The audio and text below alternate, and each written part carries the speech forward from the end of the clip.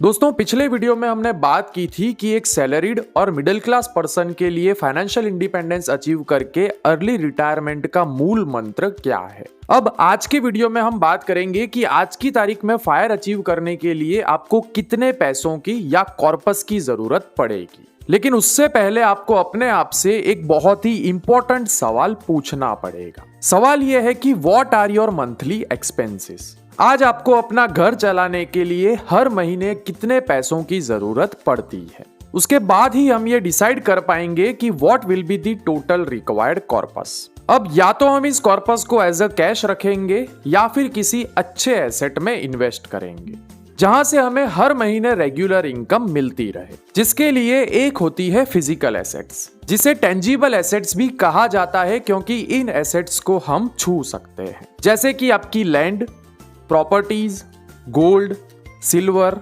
Etcetera etcetera. और दूसरी होती है फाइनेंशियल एसेट्स यानी कि इनटेंजिबल एसेट्स, जिन्हें हम छू नहीं सकते, जैसे कि stocks, bonds, mutual funds, bank deposit, sovereign gold bonds etcetera etcetera.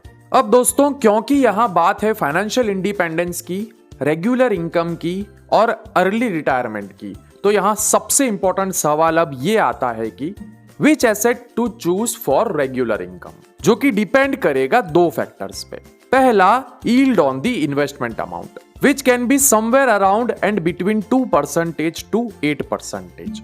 And second important factor is हमारा कॉर्पस इन्फ्लेशन को बीट कर पाएगा या नहीं। बात करें 2% यील्ड की, तो इसमें आ जाती है आपकी residential property, which may or may not beat the inflation depending upon the area and locality of the property where it is located, and of course the saturation point of that particular region।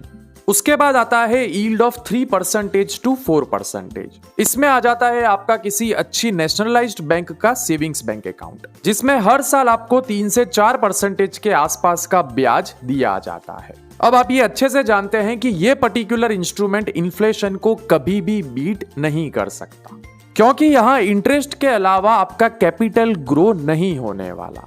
And reality is समय के साथ ये interest rates भी घटेंगे। इसके बाद आता है yield of 5%, जहां आ जाता है इंडियंस का सबसे फेवरेट फिक्स्ड डिपॉजिट्स, जो कि इन्फ्लेशन को बीट नहीं कर सकता।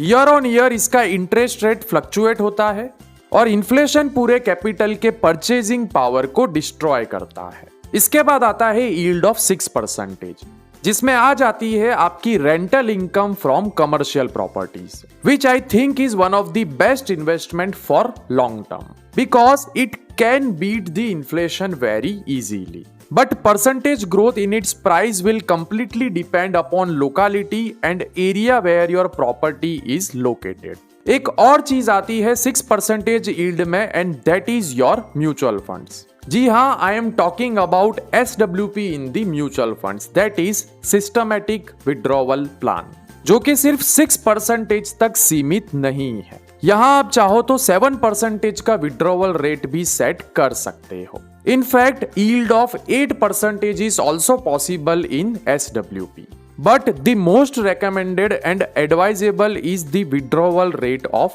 6%. So now for the regular income of 5,000 rupees per month, you will require the total capital of $1 million, that is 10 lakh rupees. Similarly, if you want monthly regular income of 50,000 rupees, then the required corpus will be 1 crore rupees. For the regular monthly income of 1 lakh rupees, the required corpus will be 2 crore rupees, and so on. दोस्तों यहां मजे की बात यह है कि even after the withdrawal of 6% from your capital for the regular monthly income, you can easily compound your capital at minimum 10% through SWP in mutual funds. रही बात इन्फ्लेशन की, तो yes, it can consistently beat the inflation due to the exposure to equity in the portfolio. So for me, SWP is not only systematic withdrawal plan, but also it is a smart withdrawal of pension, so that you can achieve financial independence and retire early.